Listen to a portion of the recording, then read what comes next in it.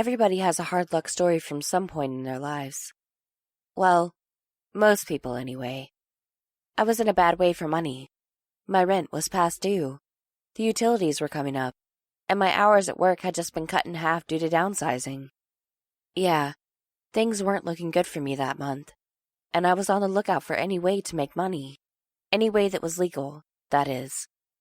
I considered some options from the other side of the law, but decided they weren't for me.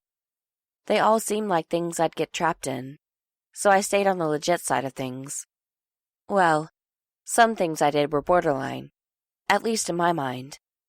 Like the times I set up at the local flea market and read fortunes and sold magical items.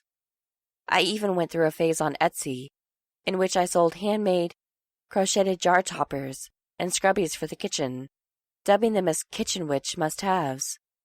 Those things were legal, but they were on the border of taking advantage of people, because really, who believes in magic? Apparently, there's quite a few people who still do. So, when my friend Patty said she had a semi-steady, money-making position for me, I jumped on it. Or out of it, literally. Patty owned her a business that catered to all types of parties, and she would take care of everything, from the planning, printing of invitations, to the seating arrangements.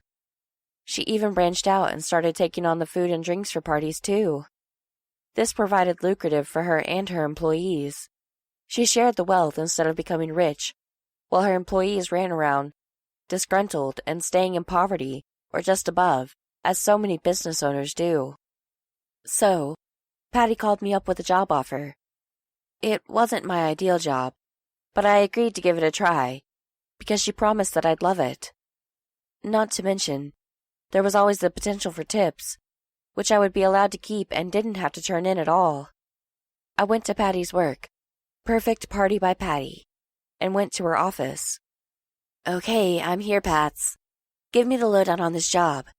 I'm ready to make some money. I flopped into a chair and smiled broadly.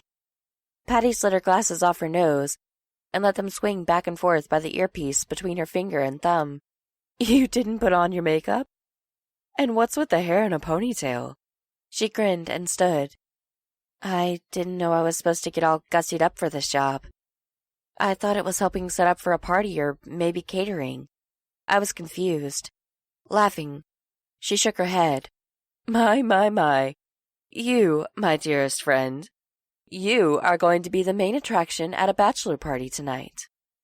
I shot to my feet, shocked. What? No way. I'm not stripping, Pats. You know better. If I'd wanted to do that sort of thing, I would have gone and applied down at the Fuzzy Hole as a dancer. No stripping, doll. You're the cake girl. Patty put her glasses back on and walked to the desk to rifle through some papers. Oh, okay. Cake I can do. So, what? Am I serving it? Baking it? Carting it in? I went to her desk to see what she was looking at. Nope. She handed me a paper with the picture of a costume on it. You will pop out of the center of the cake. The costume was a nearly see-through bikini, with a couple of silver tassels dangling from each nipple and the crotch. I'm sure my eyes almost fell out of their sockets. No, Patty. That is the same as being naked. Look at that thing. And is it a G-string too? Oh my God! I tossed the paper to the desk and looked at Patty. Come on, please. You'll love it. There's a no-touch policy at these events. You're perfect for this. You fit the guy's description to a T. I do. I didn't think I fit anyone's description perfectly, especially a man's. Yes, you do.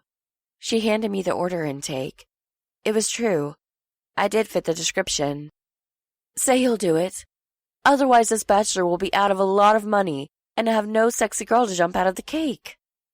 It would really help me out a lot, Carmen. I thought about it for a while, eyed the papers again, bargained for more coverage in the costume, and finally, after a half-hour debate, agreed to do it. I needed the money. It came down to that. $300 for an hour was the best money I've ever made.